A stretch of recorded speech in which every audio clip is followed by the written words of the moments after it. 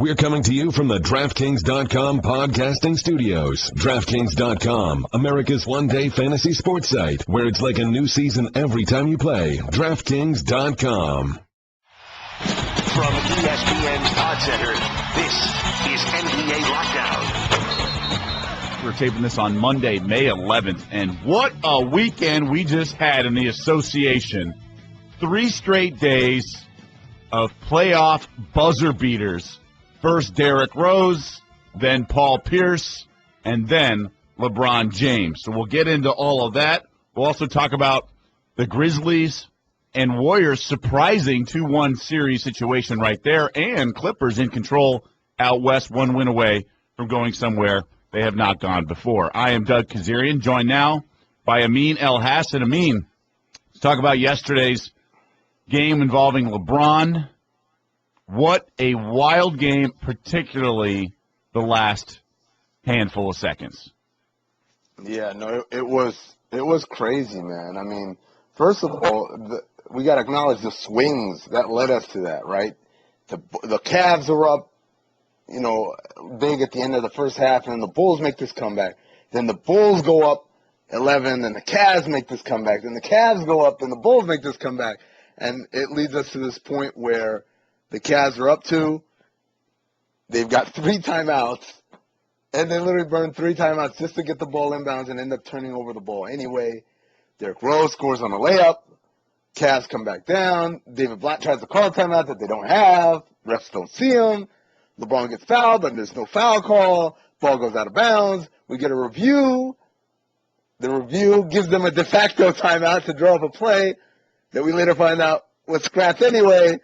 And then LeBron gets the game-winning shot from the corner. I mean, that is quite the roller coaster of emotion to go through. It was great TV. By the way, don't forget Jimmy Butler's step-back 3 with the Bulls down 5 and about 30 seconds to go. So that was incredible as well.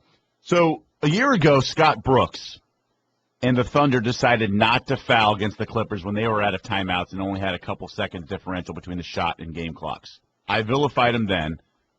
The Bulls weren't going to do that this year. They at least trapped, and I had kind of a hunch they were going to eventually foul, but they did the trap. They got the offensive foul on LeBron, which was actually a good call.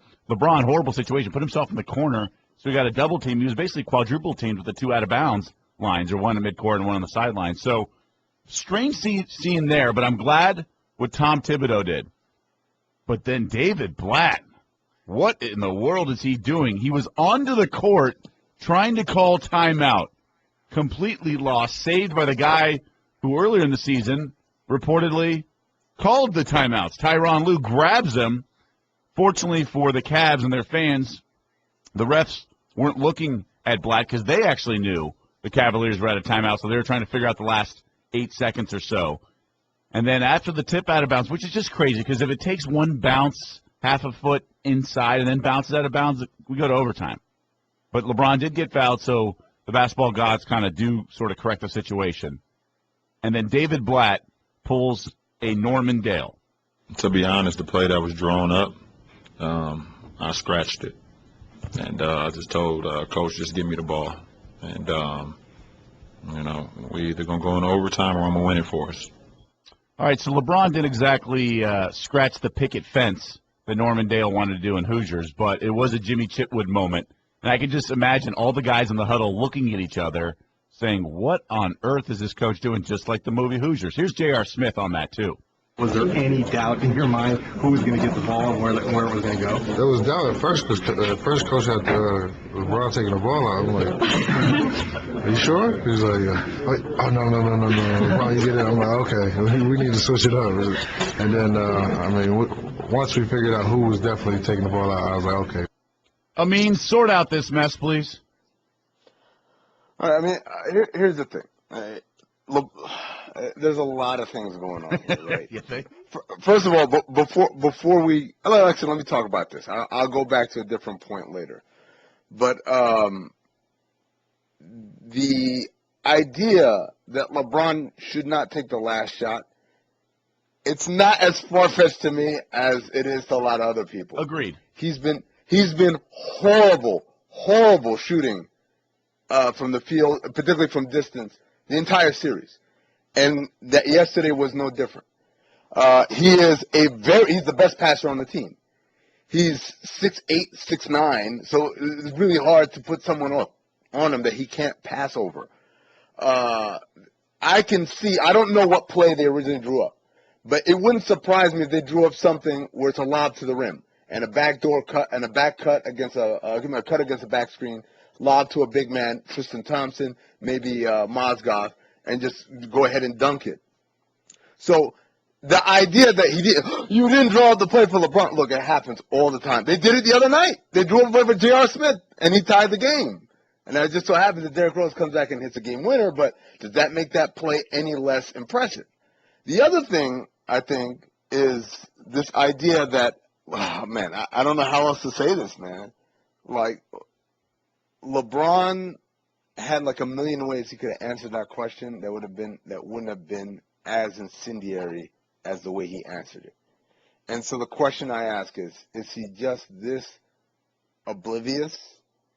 Never. And this is more of what we've seen all season long, where they just open their mouth, blab, say something, start an uproar, and then wonder why the media is jumping on this? Or does he really, truly, thinly veiled, want his coach to be fired? Because, that's like borderline disrespectful right there, man. And I'm not saying that Blatt was right to draw up a play, not for LeBron. I'm not saying that LeBron was wrong to feel like, hey, man, give me the ball. That's all well and good. But I think there's some things that you don't let out of the bag to the mass public, and he did without any kind of hesitation. Look, you raise a good point. At the time of the game, LeBron was 9 of 29 from the field. And outside the paint, his percentage of shooting is even lower in this series. So, yes, the Bulls have done a nice job, particularly in this game. J.R. Smith was the hot hand. He is 3 for 3 from downtown in the fourth quarter. And, look, the Bulls gave up that Jared Bayless backdoor thing in the first round. So they're certainly susceptible to these kind of moves. So maybe a fake. I brought up, I was hosting SportsCenter yesterday during this press conference. We came back, and I made the analogy even of Reggie Bush nodding, smiling, because if you're going to have LeBron, yes, he's the best passer, but how great of a decoy would he be? So my point with the Reggie Bush in Texas back in the day is at least put him out there. Don't have to necessarily give him the ball. So I would have been okay if LeBron was not inbounding the ball, but maybe like a fake jab cut to the outside, and then they do a slip screen or something like that to the rack. But the narrative, I thought that too when you brought up that why did LeBron volunteer this nugget?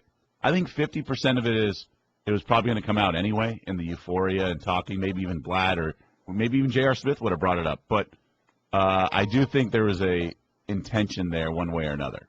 There's no doubt about that. LeBron is not naive. He's very intelligent. Here's my thing, man. You know what LeBron reminds me of? I don't know if everyone's going to get this analogy. He reminds me of Jonah Hill in This Is the End. And this, I don't know if you've seen that movie, Doug. Which one? That's the movie. This Is the End. It's No. Jonah Hill.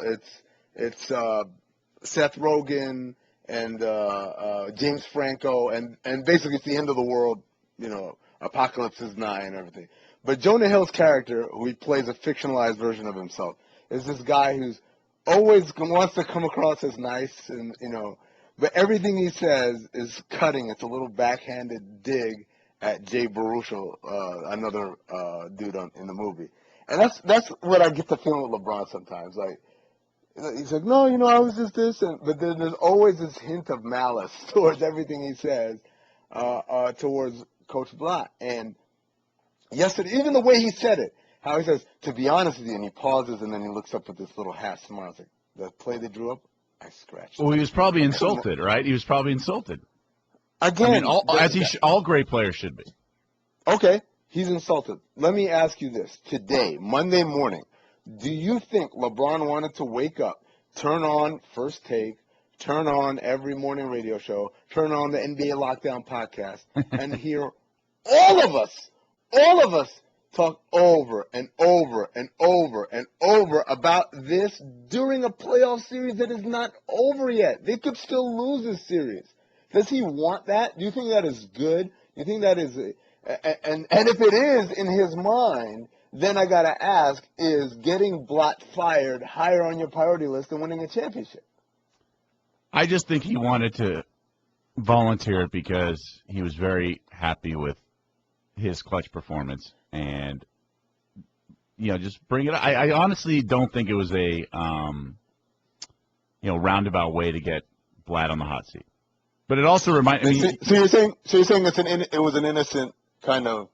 No, I think there's an intention there. I just don't know if it was the big picture and grand scheme to get him fired. I think that verdict is still out. I think that verdict is still out. I don't know how any of this is leading up to like full support of your coach. That's my whole point. And by the way, something that I brought up I was in Toronto radio this morning, and Stu Gatz down in Miami tweeted the same thing. If LeBron misses that shot, does he still take credit? Does he still? To be honest, that play I scratched it. Does he still have that smirk, that really smug self-satisfaction? I will say this. Later in the press conference, he talked about, it was my turn to pick him up. We all pick each other up, so he wasn't sort of throwing his coach under the bus. At least, well, no. He didn't say that. He said they asked him about the timeout, and right. He said, "Well, that's indefensible." Yeah, that's indefensible. The assistant coaches picked him up, and it's all about team. We all pick each other up. The assistant coaches picked him up. I picked my teammates up. That's what LeBron was saying. He wasn't saying. But he was diffusing any situation of a guy being adequate. It's like we all make mistakes. I believe the phrase was also uttered. But you've been into the movie theme. How about Chaz from Wedding Crashers? What an idiot! Oh, what a loser! Now that's more applicable to the timeout call. I mean, come on. Now I know. Yeah, man. I know David Blatt is an experienced coach at any level. And at all levels, I should say. And, I mean, that could have been legendary. Legendary. Yeah. It was they had a 5-point lead with 30 seconds to go. And then you ultimately lose it because your coach calls timeouts after you just called 2 or 3 in a row, so you should know the situation by then.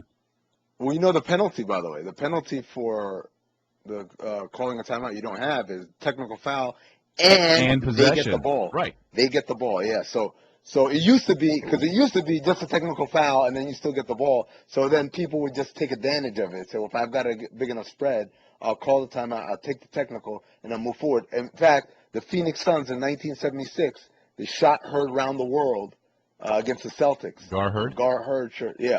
That's how they moved up. That's how they got that shot to go off. Because they called a timeout they didn't have. They gave up the free throw.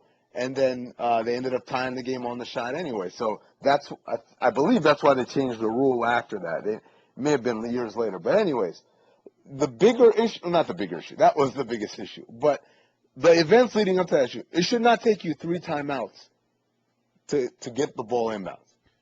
Under any circumstances. Why couldn't they do it? I mean, I know the Bulls are, any team can be solid defensively at that juncture of the game. But, why were the Cavs so inept inbounding the ball?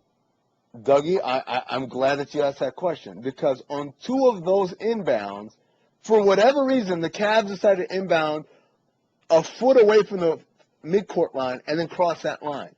Why would you do that?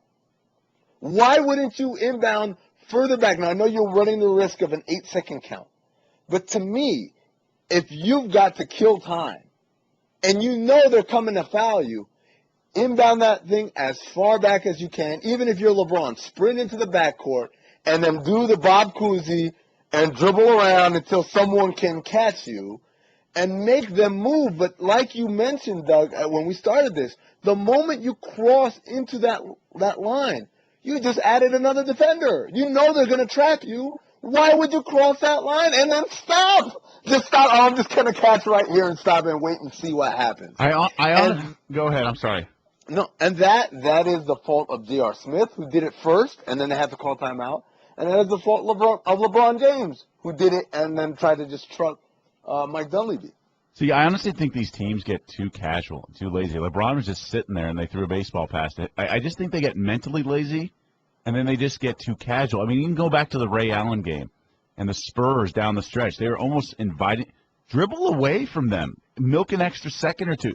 I mean, every second matters. And then on the flip side, you see often in the regular season where a guy will have like a breakaway layup, but then he'll drive to the corner to get an extra second, but then also give up the automatic 2 points.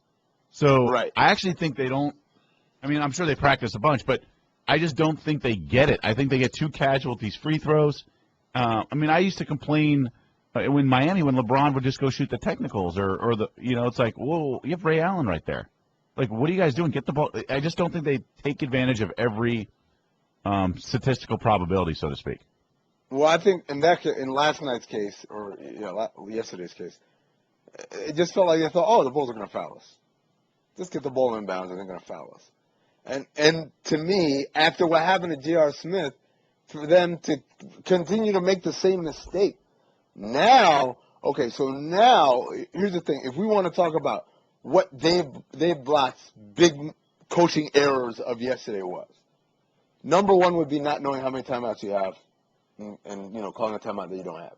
Number two to me is this failure to get the ball inbounds, this failure to have the team know they are going to try and trap before they foul. In fact, this is something that the Bulls commonly do. They always go for the trap first and then try to go for the steal on the pass and then foul, especially when you have that much time. So for them not to be that prepared out there, I put that on the coach. And then, further down the list, he didn't draw the play up for LeBron. The fact that everyone is focused on that as his coaching failure of yesterday is just preposterous. Moving forward, this is a mash unit of teams. You have Pau Gasol missed yesterday's game. Joakim Noah doesn't even look like half the player he was a year ago when he was in the MVP discussion. And as for the Cavaliers, we know Kevin Love's out. Kyrie Irving's banged up. He's 5 of 23 from the field in the last 2 games. So I realize Cleveland has home court, but what are we anticipating here moving forward? Man, that Kyrie stuff really, really is scary if I'm Cleveland. Because, first of all, he can't move. You're looking at him out there, and it's clear this guy is laboring out there. He's really being gutsy out there. But the other thing is, it's not just that he can't dance like we're accustomed to seeing him dance. He can't shoot. He doesn't have any lift. And so now it's like, well, if Kyrie can't shoot and he can't move, is he a liability out there? And I don't know the answer to that yet. He wasn't playing most of the fourth quarter. He came back, I believe, for the free throws potential at the end. Yep. But he was not out there. It was J.R. Smith, no, Shumpert, Thompson. It was the other guys. And by the way, that's another. Maybe if he's healthy, that's the guy you get the ball because he's the guy who can catch and evade and all that. So maybe we give him a little credit there. But yes, it is disturbing. LeBron stepping on Rose's foot, rolling his ankle was disturbing. On the other end, Gasol being out is disturbing. Joakim Noah looking, like you said, like a mummy out there is disturbing. Maybe this is good. Maybe it's evening out the series now. We're just getting, equal amounts of injuries on either side. But it is kind of keeping up with the theme of the playoffs, right? That nobody gets through this thing unscratched. All right, so we know the series is tied 2 games apiece. Derrick Rose, it was funny, is games 1 and 2 had 0 lead changes. The team that won led the entire way. Games 3 and 4 very tight, back and forth, and each team won with a buzzer beater and to avoid overtime. So we know that moving forward, but let's play the hypothetical game with David Blatt. You talked about whether LeBron was trying to call him out. Let's just say they lose that game because of the timeout and the subsequent technical fouls. Did that save his career? And let me put it this way. If his career is in jeopardy, I don't think that play matters. To me, I think if Coach Blatt's life is on the line, so to speak, it's not like this. Oh, thank God he didn't call that timeout or they didn't get that timeout. That didn't save it. And that wouldn't have saved it. Because he already did try to do it. I mean, that's the thing. Yeah. But to me, even if he didn't do it, even if he didn't make that mistake, he's still on a hot seat anyway. And I don't think that is enough to push it over or not. What needs to happen for the Cavs for him to keep his job? I don't know. LeBron needs to have a moment where he's like, wow, this guy really had an idea that I didn't think of. And you know what? Maybe he's not that bad after all. Title? Championship? Maybe. I don't know. Or is he Barry Switzer if he wins the title? I know Barry Switzer came in after a title, but, still, is it still that feeling? Well, yeah, he was there, but it's not like we won because of him. This is the weird thing about all of these conversations, right? At least externally. Internally, they know who was responsible for what, who got them where, all of those things. They can sort out internally. Externally, we really don't know. Maybe he drew up a hell of a play, and LeBron scratched it, and LeBron hit that shot anyway. We don't know. Maybe he drew up something else in those inbounds, and those guys didn't listen to him. LeBron scratched that play. Did he scratch this one? Did he tell him LeBron catch it and dribble around the backcourt? LeBron said, no, I got this, and he catches it and he crosses midcourt. We don't know because we don't have anybody who's whistleblowing. So the idea that if they win a title, he's safe, I don't know because I don't know what the internal evaluation is for that guy. Or maybe they don't win a title, and he's definitely fired. Again, I don't know. But I suspect that LeBron has a say, or his say has influence. I don't say he has a say, but his say has influence, as it should. He's the franchise player. I mean, you and I did radio the night before the playoffs started, and we talked about which player, coach, whoever, what person has the most pressure on them in this postseason. Yeah. I thought it was David Blatt, hands down, and for this very reason. No, that's not why you're bringing that up. Wait, why? That's not why. You're bringing it up because you want to go back to Randy Whitman. No. You want to go back to Randy Whitman. I know what you're doing, Dougie. I know it. Look, I think I've defended the Wizards, but in spite of Randy Whitman, I'm by no means defending him. I just thought Blatt was in a lose-lose situation. If they win, LeBron gets the credit, and if they don't, and if it's because of Kevin Love not utilized properly, all that, it's going to be on Blatt and his failure to maximize the big three in this situation. That was, of course, before Kevin Love's injury, and that may be his scapegoat, is that he didn't have all his horses going into this postseason or throughout the postseason. But I just think the spotlight is so big with this team because LeBron's on it, and I kind of assume LeBron would play well, and he has for the most part. Yes, his shooting numbers are down, but it's going to come on Blatt. He is going to be the fall guy, right or wrong. And I think it's because LeBron's not on board. Hey, man, that's a great point. That's a great point. It has nothing to do with your boy, Randy Whitman. Oh, man, everything. It's a great point, but you brought it up. There it is. There's that cape fluttering. By the way, do we have time to talk about Randy Whitman? I don't think our listeners want to. We always have time on a podcast. I think, Josh, if you've got some open letter music. All right, we'll talk Randy Whitman and up next because the Wizards are getting set to play the Hawks tonight. So we'll talk about that. Also, if you're lost in all the excitement of the buzzer beaters, which involved a Randy Whitman coach team, you may have missed the free throw exhibition last night. Rockets, Clippers, Lob City dominating Clutch City right now. We'll catch you up on all that in 1 minute here on the NBA Lockdown Podcast. Geico presents Strange Saving Stories. Astronomers detected an interstellar transmission. It stated, Geico, 15 minutes could save you 15% or more. The implications were staggering. Was the cosmos telling us we could all save hundreds on car insurance with Geico? Or did their radar merely pick up a signal from the nearby Rufus and Clyde's morning show? We may never know. Geico, 15 minutes could save you 15% or more on car insurance. What was reported today by Michael Lee is a flat-out lie about John clashing with doctors and the training staff. That is unfair to this kid. That is so far from the truth. I've got to say something. And if your inside source obviously isn't on the inside, if that's not fair to this kid, or our doctors that are busting their to have something like that said, that's not right. I have to stand up for those people in there. I understand. I don't want to hear anything else. Next question.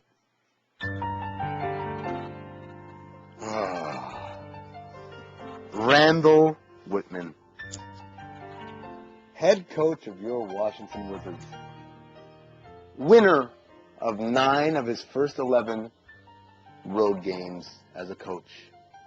I believe that's the best start in NBA history for a coach in the playoffs.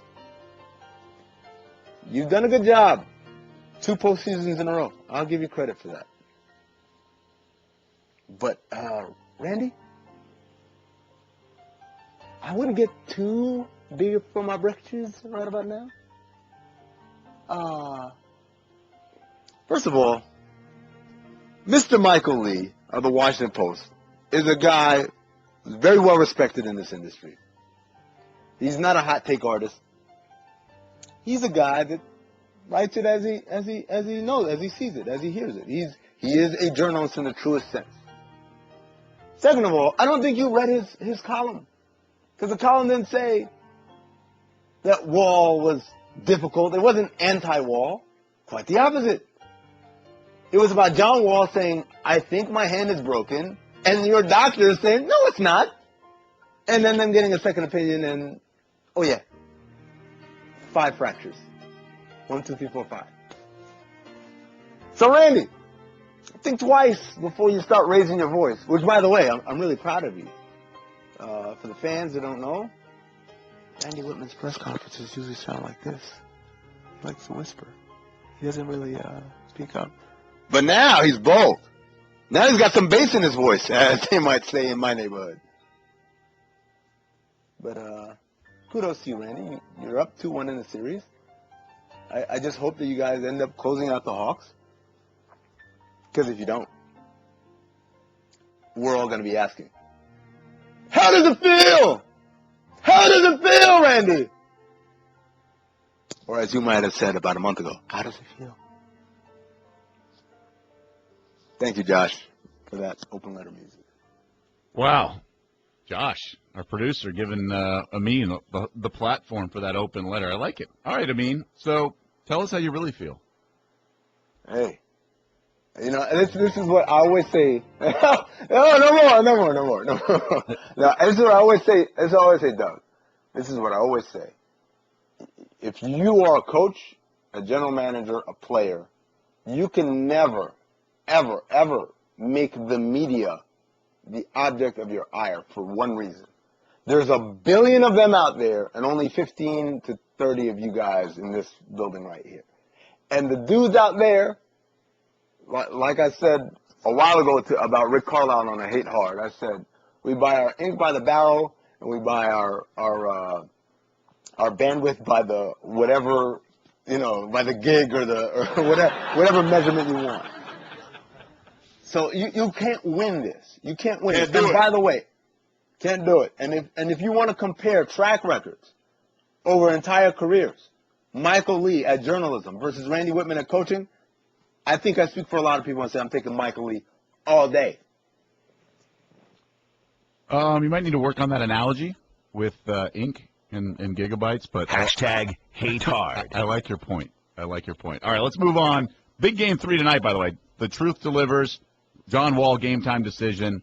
So very interesting what's going to happen tonight at the phone booth, I believe they call it, in D.C.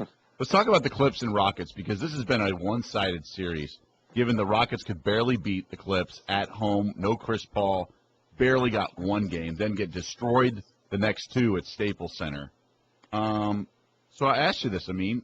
What's more surprising to you, the Clippers lead over Houston or the Grizzlies lead over the Warriors? Oh, the Grizzlies lead over the Warriors, absolutely. The Rockets, I don't think anyone really was shaking in their boots other than maybe Mark Cuban. Even with Chris Paul hurt going in? And Chandler Parsons. Okay, yeah, with Chris Paul hurt. All right. Them winning, they won one game without Chris Paul. And that's one more game than we thought they'd win. So saying that the Clippers are 3-1 versus 2-2, I don't think is that far-fetched. No, I agree with you. And if you use the Vegas betting lines, it's certainly a no-brainer, which is more shocking. But right. The Grizzlies, I think, way, way more shocking, because even with Mike Conley, I thought after 3 games we'd be looking at 2-1 lead for Golden State. Without Mike Conley, obviously, I said it and I stand by it. If Mike Conley doesn't play, this series is over yesterday, pretty much. But the addition of Mike Conley definitely changes that complexion. But even then, I'm surprised that the Grizzlies are up 2-1. Now, we know the Warriors are more than just a jump-shooting team, but you hear this old adage, especially by Charles Barkley, saying jump-shooting teams can't win in the playoffs. But right now he's looking pretty accurate. And what is going on? Like, why is Memphis in control of this series? Oh, I think they've done a tremendous job of, I don't want to say dictating tempo, but definitely making the game more ragged. It's not free-flowing up and down. It actually reminds me a lot of what the Spurs used to do to us in Phoenix back before, they changed their style up, which was whatever it took. They did not want the game to be free-flowing basketball moving back and forth. They wanted a lot of stops, a lot of halts, and Memphis does a great job of that. I think Golden State has more than its fair share of self-inflicted wounds. Whether that's Draymond Green losing his mind and just forgetting who he is. What made Draymond Green great, what makes Draymond Green a max contract guy is that he doesn't play outside of himself, that he plays smart, know-your-role basketball. And I think somewhere along the line, he's forgotten that. And he tries to do things that are outside of his capabilities and, mind you, also outside of whatever the team concept is. I think Steph Curry, on the other hand, hasn't been aggressive enough. I think he's been tentative, and again, there's kudos to a Memphis defense that shows him 2 white shirts every time he comes off a screen. But he's got to do a better job like he did at the end of the fourth quarter of Game 3, where he just said, you know what? I'm not going to think about where the double team is coming from. I'm not going to think about where the right pass is going. I'm going to catch and I'm going to be aggressive. And when he catches and he moves and doesn't dance in place, he's really tough to guard. So I think those are the main things that have led to Memphis going up in this series. What do you make of the Rockets? Were they just a fraud for a 2 seed? And, I mean, we all know the seeding was a little bit backwards, and they were only separated by a game or 2 or whatever between the 2 and 6. And we know the Mavericks were a little overrated and had the Rajon Rondo issues. So maybe it was a little bit of fool's gold with the Rockets and just a bad matchup here. That's what I said when the Rockets got Dwight Howard. I said this is a first-round playoff exit team unless they add another piece. They almost got that with Chris Bosh, and they didn't last summer. I think there's a couple of things when you talk about the Rockets. Number one, let's not pretend that they are a 2 seed, or even that anyone called them a 2 seed far and above. On the last day of the year, if they lose their game against Utah, or if San Antonio beats New Orleans, they drop down to 6. So the band from 2 to 6 was very fluid. And we're looking at a first-round series right now with the Clippers. Yes, and exactly. This is what they would have seen in the first round had the Spurs just taken care of business. But beyond that, I do want to point out, and I know everyone's dealing with injuries and everybody's got issues, but I always felt like Patrick Beverley being out was huge for them, because Patrick Beverley is a guy that you throw on Chris Paul and slow him down. And Patrick Beverley is a guy, by the way, if Chris Paul's not playing, takes Austin Rivers and makes him look like Jeremiah Rivers. So, and that's not that hard. I totally agree. When the Beverly injury happened, I tweeted out, I was like, I like Pablo Prigioni as, more than most, but he's 100 years old. Yeah, and he takes an hour to line up his set shot, but it goes in. But I just think people were underestimating what Beverly does for that team, a team that lacks defense.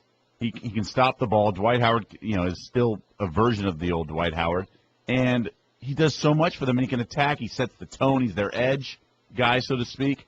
It was a huge, huge blow for them. Yeah. And you know what? The Clippers are really damn good, too. I mean, that's the other thing. Let's not forget that. And they're playing out of their mind at times. I don't know if they're playing out of their mind. We always said this. Their starting 5 was Blake Griffin's averaging a triple-double in the postseason, dude. He has 3 triple-doubles in this postseason. He had 4 in the previous, 250-plus career regular season games. Okay, so he's playing out of his mind. I don't think the Clippers are playing out of their mind, though. I think they're playing. You don't think Austin Rivers played out of his mind a couple games this postseason? Literally 2 games. Game 3 was like a tight game in the third, then he and J.J. Redick go bananas. He had 2 games. He's had 2 games. And then in his Clippers Chris Paul has his defining moment, perhaps, of his career, Game 7 against the defending champs on a hurt hamstring. All right, it's okay. So maybe he's a little out of their mind, but not completely out of their mind. Well, there. Hey, by the way, on the topic of Chris Paul, yeah. I must take this moment. Josh, please prep the hate hard drop. Because Chris Paul, hate hard. Chris Paul, you get a hate hard approved stamp. I mean, goodness gracious. Yesterday, I don't know if you saw this, when the initial kind of kerfluffle between Dwight and Matt Barnes, flared up. Chris Paul goes to the refs and begs and pleads them don't eject Dwight Howard. Let him play. And then he goes and he runs to his teammates and say, tell the refs, we want him to play. Don't eject him. That has to be the most hate-hard, even more than Paul Pierce's called game. Chris Paul pleading to the refs for the Rockets to keep their best player on the floor is the most hate-hard approved thing I've seen in the playoffs. Well, he's not their best Definitely player, but yeah, he's one of the best. He's not their best player? Harden is. You think Harden's their best player? Over Dwight Howard? Has he played like their best player? No, absolutely not. But you're going to say the guy who doesn't finish second in the NBA this season in MVP voting is not the team's best player? I think Dwight Howard's their best player. I think Howard's played better in the series. I think Harden has had an MVP caliber year, but I think the Rockets go as far as Dwight Howard takes them. Well, that's because he doesn't get a single double team. When's the last time you saw Dwight Howard get a double team? He's been in the league 12 years or whatever he's been in, and Jahlil Okafor has better post moves. The guy is raw. No, come on, Hashtag hate Come on, come on, man. And unorthodox in the offensive side of the ball. Now he's been hampered by injuries. Other than last night, you think he hasn't had post moves? He's been great. He's been great in this series, and even against the Mavericks. And the Mavericks too. Yeah. He was killing in the post. But a lot of that's rebounding and then put back. No. That whole Akeem Olajuwon. He's been working like he's a joke. I'm gonna pull a Randy Whitman here, and I'm gonna say, you know what? I don't say much. I usually whisper on these things. But I'm going to stop you there. That's false. He's been killing on the post. He's been catching, drop steps, moving, lefty hooks across the lane. He's played extremely well in these playoffs. I agree. He played extremely well last year in the playoffs. He's been showing up, other than last night, he's shown up every playoff game in a Houston uniform that he's been available for. It's the other guy you got to question, who, by the way, has been flying under the radar, who hasn't showed up 2 years in a row in the playoffs that we don't say anything about. Oh, we do. We talked about Harden. He shot 38% last year against Portland, and he's shooting comparable percentage this year, and he's getting the double teams. He's getting the bulk of the focus because they don't go as far as Dwight Howard takes him because, to prove your point wrong, you just said he's been playing great, but they're down 3-1 in the series. So they don't go as – well, no, they don't go as far as he takes him. He played awfully last night. Yeah, that's fine. Then he was in foul trouble. But you're saying they go as far as he takes them. He's playing well and putting up good numbers, and they're losing. So I disagree. They go as far as James Harden takes them, and he's the focal point. They're forcing him right, whether it be Redick or Matt Barnes. They're forcing James Harden right, and then you got DeAndre Jordan lurking. That's how they're doing. They're doing team defense, and they're shutting him down. I know. I just think Dwight Howard is a dude. He's played great in this postseason. He played great last year in the first round of the playoffs. I don't doubt that. I just think he's been in the league way too long for his offensive game to be so limited. Now he's battled injuries. How is it limited? It's unorthodox. Yes, he has. He's looked sharp on the post in this postseason. Yeah, but that's whatever. Like he stumbles over his own feet way too often and has awkward post moves. Yeah, man. You know what this is? Ladies and gentlemen, this is Doug Kezirian, Los Angeles Lakers. No, see, I knew you were going to go there. Hashtag of course, man. No, that's exactly what that is. I always defended Dwight because he was playing hurt and played. He should have missed time like he did this year, 2 months. He played through a ton of pain, and I always said he wasn't healthy. And I wanted the Lakers to re-sign him. So I've always defended him, actually, his Laker tenure. And you know what? He and Kobe just didn't get along, for both of them are to blame. So I have no problem with his. I just don't think he's their best player. I think it's outrageous that you think that, and I think it's crazy that you say that they're going to go as far as he takes them. No, James Harden needs to play better, and if he can't, they're losing, and that's what's going on. I don't know. I'm not with that one. I think they lost last night because Dwight played terribly. Okay, then why'd they lose 2 of the first 3 games, even though he's playing great? Man, sometimes you lose games, man. Now we're beating a dead horse, and this is the proper analogy of beating a dead horse. No, don't take shots at them, man. Those guys bring me great entertainment. I know, but if they're not going to use the right analogy, you have to at least mention it. All right, so the Clippers are 1 win away from somewhere they've never gone, the conference finals. Doc Rivers says, hey, hold on, let's not put the cart ahead of the horse just yet. obviously I love where we're at, but the series is not over. I mean, we got to keep playing. We got to finish. They're not going to just get out of our way. So we have to keep playing. We have to keep trusting. We can't think about winning the series. We have to keep thinking about how we play, and then everything else will take care of itself. And I think I said ahead of the horse is before the horse, so that's a little coincidence of screwing up an analogy. Uh-huh. So the betting odds are not in front of me, but I believe the Clippers are the favorite right now to win the NBA title, at least according to BPI, which is just insane. And as a Lakers fan, like you mentioned, I can't fathom that. Well, no, I think it's I would say it's accurate, because right now they're in the most commanding position of any team in their second round series. I think the team that many of us have long believed would be the champion or had the strongest chance of winning champion is in a compromising situation right now, down 2-1 on the road.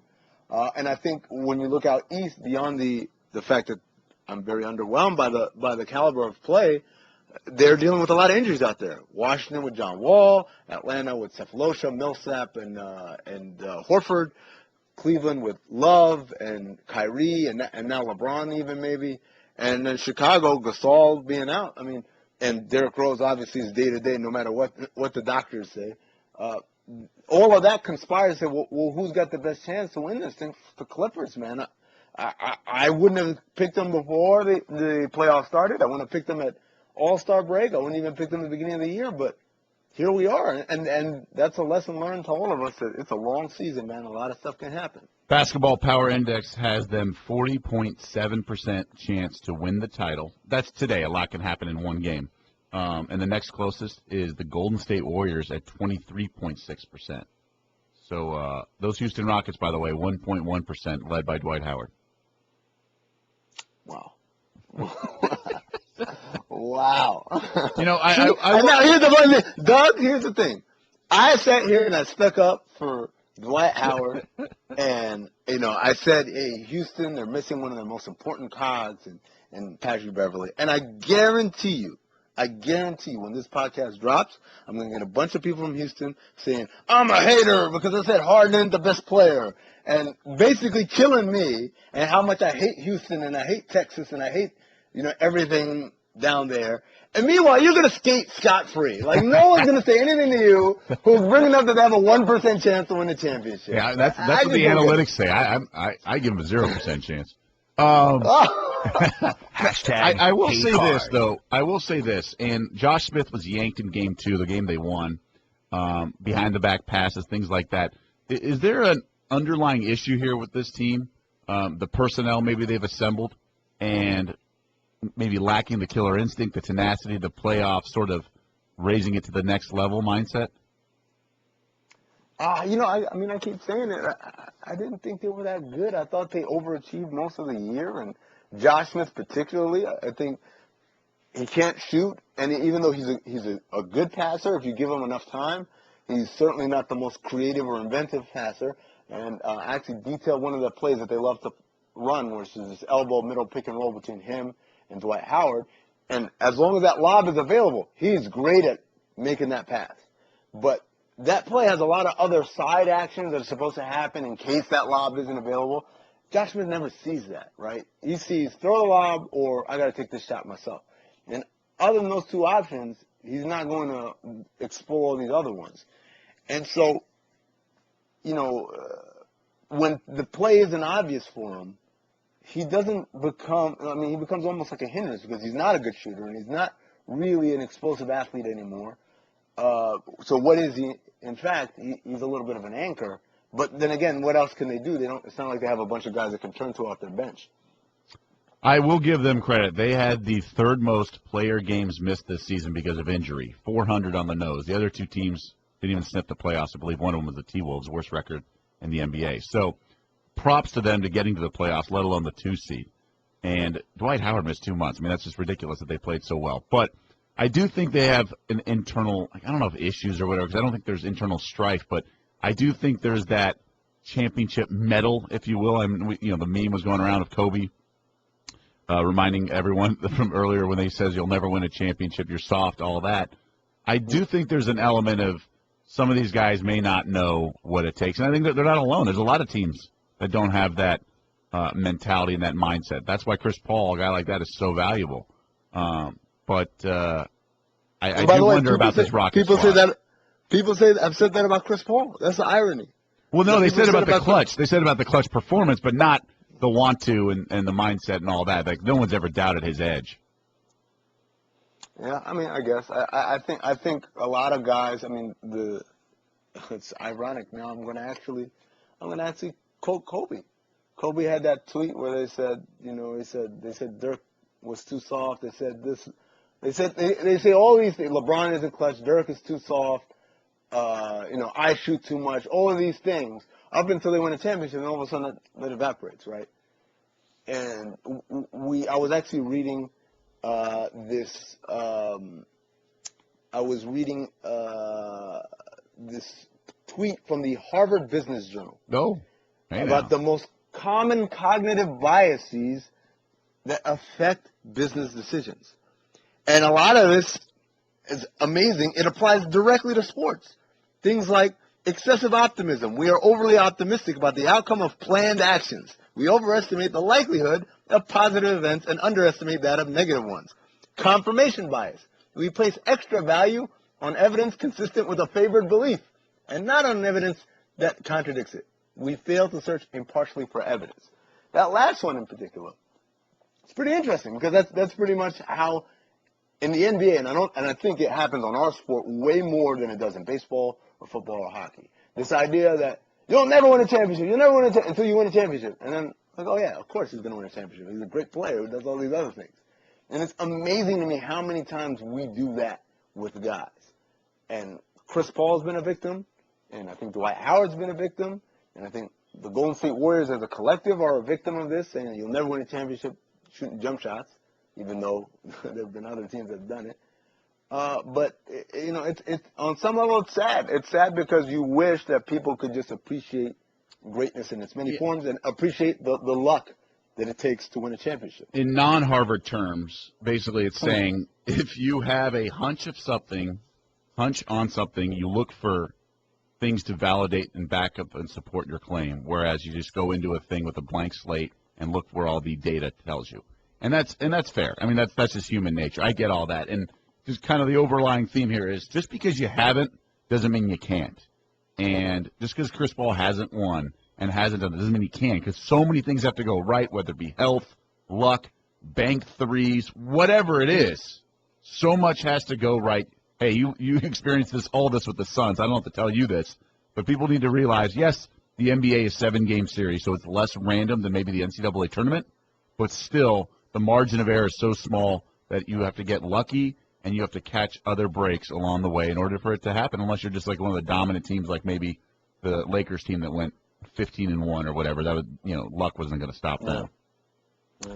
Well, amen. All right, my man. Good chatting as always. I'm sure you'll get some hate tweets from the Rockets. Yeah, go blame Amin. Take out your anger on him. That's what you should do. My fault. All right, man. That's going to wrap it up. We're doing it every day this week on the NBA Lockdown podcast. For Amin Elhassan, I am Doug Kezirian. Enjoy the games. Both 1 seeds on the ropes a little bit can ill afford to go down 3-1 in their series. They're both in action tonight. We'll recap those tomorrow. Thanks for listening to NBA Lockdown on ESPN Radio.